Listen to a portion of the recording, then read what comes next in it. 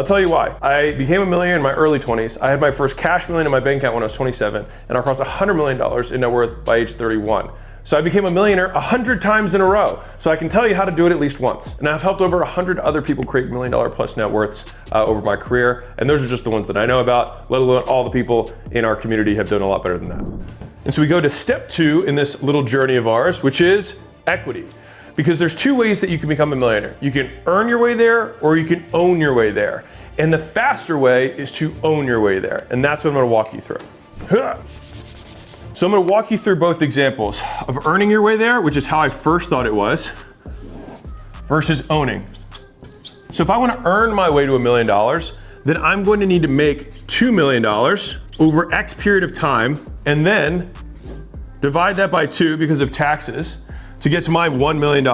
Let's say I'm making $200,000 a year, and I made $200,000 a year for a decade. That's assuming that you saved 100% of your income. You'd be able to earn your way to $1 million in liquid net worth. On the other hand, you can own your way, meaning that you own assets, either, which could be businesses or real estate, which are probably the 2 most common assets that people own that are trying to invest. When I say invest, when you are an entrepreneur, you are investing, you're just heavily indexed on one stock, which is your own. Let's say that I create a business that gets to $250,000 per year. In some instances, I might be able to sell this company if it was truly automated and had a team of people that worked without me needing it. I could sell this at probably a 4 times multiple. And this is, again, that would be a very good multiple for a business that is doing that kind of profit, because this is actually a small amount of profit for when we're talking business sales. But that would get us to a $1 million net worth.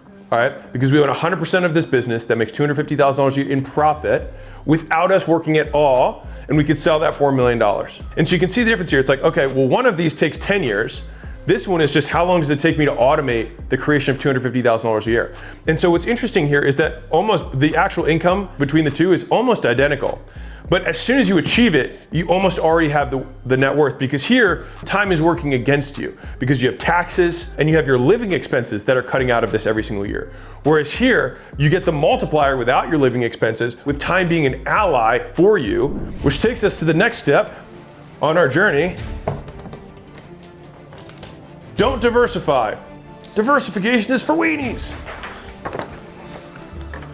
Diversification, to quote Uncle Warren, is a hedge against ignorance. You only diversify if you don't know what you're doing. The more you know, the less risky it is. I actually am approaching diversification from a focus perspective, which is, what's the one thing that you're gonna invest your most valuable resource? Because when you're early on, you don't have that much money. So your most valuable resource isn't your money, it's your time and your attention. There's 2 ways we can allocate it.